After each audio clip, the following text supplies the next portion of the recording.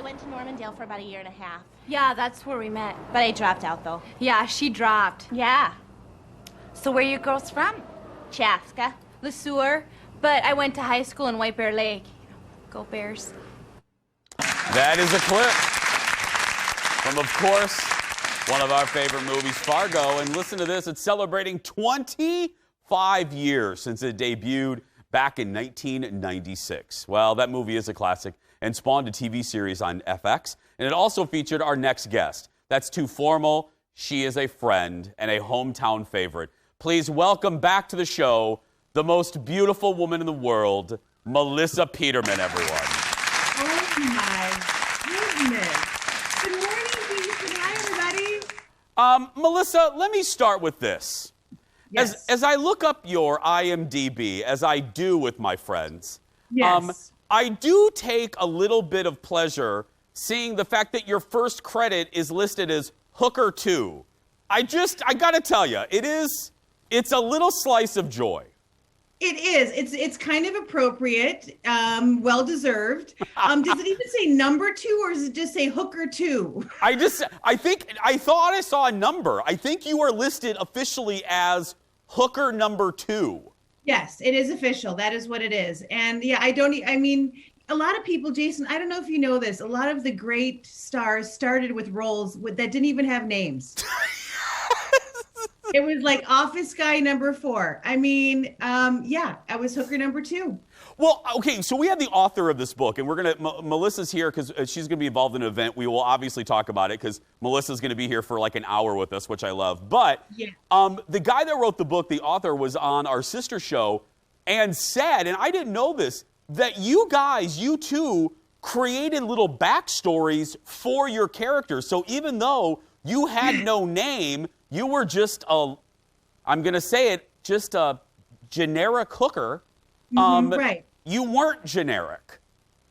I was not. Jason, that's the thing. That's the beautiful thing about America. No one has to be just a generic hooker. You can be any kind of hooker you want to be. And I mean that, and I say that with love. But I decided, Larissa and I had so much fun. And, I think, a lot of actors, it doesn't matter how big the part is or how whatever it is, you want to come up with what's the story. So I gave Hooker number 2 a name, and I thought that in her family that Chevrolet sounded so exotic, like the idea of like, oh, let's name her Chevrolet. Is it French? So I gave my name. I named myself Chevrolet in my head.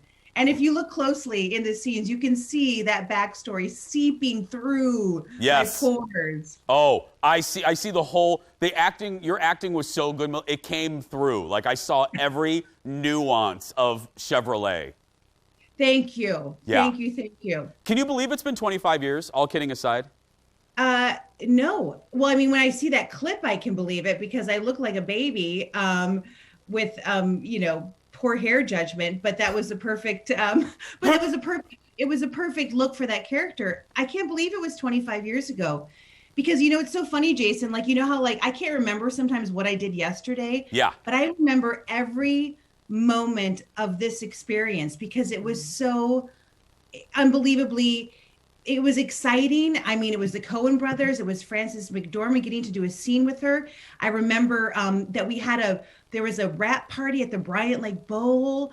I remember every little moment of that because it was such a big deal in a moment for me in my life. And but 25 years, gosh, I can't believe they cast me when I was 7. At 7, seriously, if we're doing the math, that's what my math. That was what I added up, Melissa. I was doing, yeah. I know this seems like a sophomore question, but I really am curious. Who were you, speaking of the rap party or just being on set, who intimidated you the most? And not in a bad way, but just internally, who made you the most nervous? Well, in all honesty, I was so kind of young and naive that I wasn't smart enough in a way to be intimidated. I was just so naive that I kind of, I was the one who, I think it was Joel Cohen that I asked for change for the vending machine because I didn't know better, I think if I did that movie now, I'd be far more intimidated, working with a Francis or a Steve Buscemi or the Coen brothers. But I will say that it wasn't, Francis was so welcoming, and so I wasn't intimidated. I think it was probably Peter and Steve Buscemi, the scene in the hotel room. I was a little intimidated, but even Steve came up and said nice things. So I was too young and excited to be that intimidated, which, by the way, we only have like a small window of time in our life where we're not intimidated. So yeah, it was kind of lovely. I mean, again, if I had to walk on that set today, I'd have a stomach ache for days. I wouldn't be able to handle it. I mentioned the book is called The Untold Stories of the Making of Fargo. You're going to take part in the virtual launch party. It's Monday, right, Melissa? Yeah, it's Monday, March 8th. I believe for me, it's 5 o'clock, Pacific, so 7 o'clock Central. And I think Larissa, my hooker number one, is going to be joining as well. And I'm really excited about it. I mean, I think the movie, it's what I get so proud of. It's so exciting to just be a tiny part of such a great movie, because it always makes the top 100. Yes. Yeah, the movies of the whatever year. I don't know. It's early. I haven't had enough coffee. No, I'm so glad that you said that. We have to go, but we have more time with you. But that just hit me too, Melissa. You're part of literally like movie history. I just thought about that. I mean, sincerely, it is on AFI's list. You are a part of movie history. That's cool.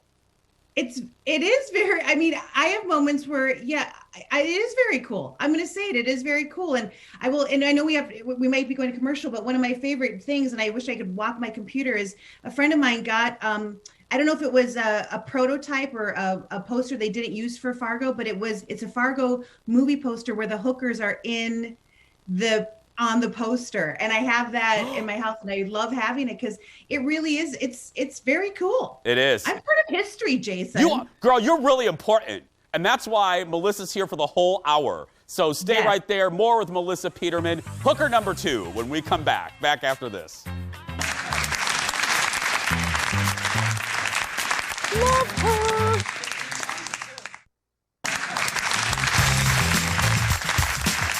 Welcome back, everybody. More with our good friend, Melissa Peterman. Melissa, it's so funny. I just looked on Twitter.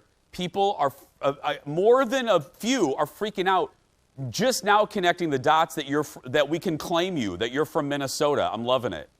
Are you kidding me? I feel like I wear my hometown on my sleeve. Like, I'm such a proud Minnesota girl. I feel like everybody knows that. Yeah, well, you're making a lot of people happy. And then also, let me give you a compliment.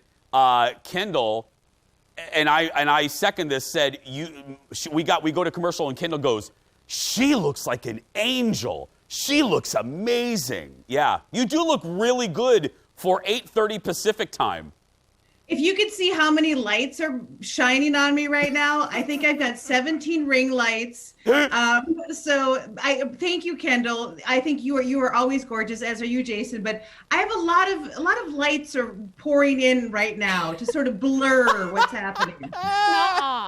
No, it's natural. It's all about the lighting, people. Be nice to the lighting guys. Yep, always. Always. How are you liking, people know you now, younger folks do, from Young Sheldon. How is it on that show? Oh, it's so lovely. I'm telling you, that cast from, there's every single one of them is kind and so good at their job. The writers, the scripts come in and they're so funny the minute you read them. It's lovely. It's been so much fun. And what I've loved is that they've been giving little layers to Brenda where, she and Mary are connecting on the fact that they have a lot in common as far as they worry about their kids who are a little bit different. And so I think in for very different ways. Billy is, obviously very different from Sheldon, but they both connect on the fact that being mothers, you worry so much.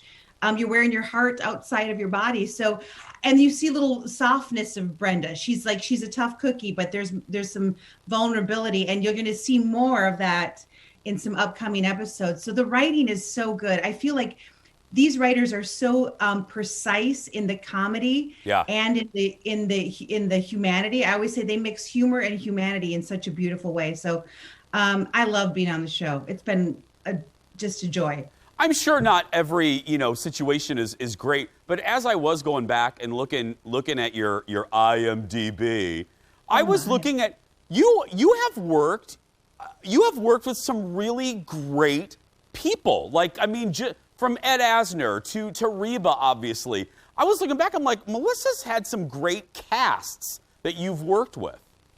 I've been very blessed and grateful for that every day, because it's not as much fun as is to work. And you know this, if you go on a job and it's not with somebody amazing, if it's not with somebody amazing, and not only were they just like superstar amazing, they were also just good human beings. Exactly. So I've been super lucky in that way. Like, I'd rather have a good human being any day and a nice person any day than, you know, the biggest star. But I've been lucky. Ed Asner was one where I do remember I brought Riley over to his house one day just to visit. I think I made him like some cookies or something. And I walk in there and Riley's like 5 or 6 and there's like 7 Emmys just like strewn about his house. You know, I mean, the guy won an Emmy for Lou Grant as a comedy and a drama. And I remember looking at Riley like, please put the Emmy down. Put the Emmy down. Yeah. And all Riley knew him was that he was the voice of in Up. And it was so, and I'm like, he's a star. Yeah. How's our Reba? How's Trish? Which is now, I got it. You know this. You know how I feel. I told Melissa. I said, Melissa, you got to tell Reba forever. I know she does music. I don't care. She will now forever be known to me as Trish, the water spirit from Barb and Star. By the way, can I just say that we are very close and good friends? I didn't know about it. What? Until I saw the movie. I did not. This is again a testament to how fantastic and what a good person Reba is. When she's told like keep it under wraps, she keeps it under wraps. And you know, I knew that she had, and Brett, who did her hair and makeup, who's amazing. I mean, he kept a secret from me. I mean, as much as I was delighted and was amazing and the movie was so much fun, I was also a little hurt that I didn't know about it. I know. We cannot not talk about Reba. I've got to talk about the biscuit situation that you've got her addicted to. Go ahead. Yeah, it's you. Because yes, Jason, you did ask me to let Reba know that you loved her in Barb and Star. She'll always be Trish, but she didn't really want it. She was like, "That's great. Well, Jason, send me some more Betty and Earl's biscuits." The biscuit. So. And this is unsolicited. But you sent me those about 2 boxes, I think. By the time I even got to them and knew they were at my home, they'd already been decimated by my 2 large roommates, my husband and my son. And they are so good. Thank you. So I'm lucky enough to have Reba's been in the same zip code for a little bit. So I got some to her. And she said, these are the real deal. She loved them. She's like, I put that one in the toaster oven, and I tell you what, it was the most delicious thing I've ever eaten. I don't know who he is.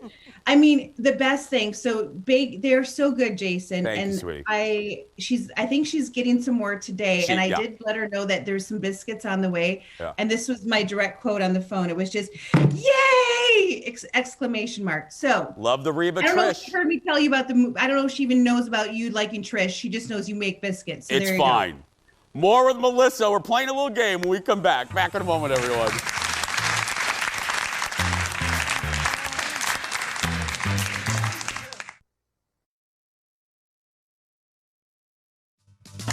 Welcome back. Oh, having fun today. Seriously, I always say the best guests are the guests that come to play. And this is a guest that comes to play, my buddy Melissa Peterman, celebrating 25 years of Fargo. Okay, so you know us, we like to play a little game. And by the way, speaking of games, Plugola, because you can see it right here, Melissa and the fabulous Meredith Vieira, probably another example of a great human being, right, sweetie? I mean, Meredith is a... Absolutely. Yeah, 25... one of the nicest. Yeah, 25 words or less. You can see it here and then on our sister station. Okay, so Fargo premiered in 1996, so... Melissa, we want to play a little game with you. We're calling it 1996 Trivia, okay? Okay. Are you ready? I'm guessing it's about 1996 trivia, right? It's about 1996 trivia. Got it. Got it? Okay. Here we go. Melissa Peterman, what film festival did Fargo debut? The Minnesota Film Festival. Can.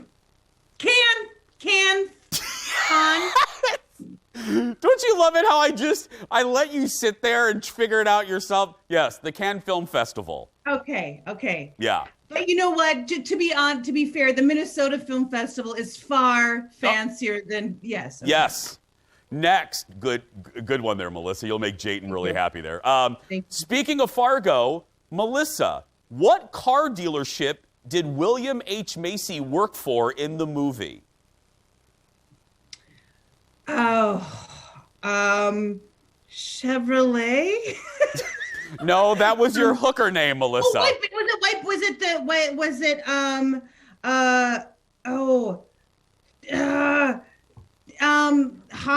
was it Honda, Ford? No, it wasn't Honda. It was Oldsmobile. Oldsmobile. I knew that. Yes, you did. You did. Okay. Not counting Fargo, what was the highest grossing film of 1996? Pulp Fiction. No.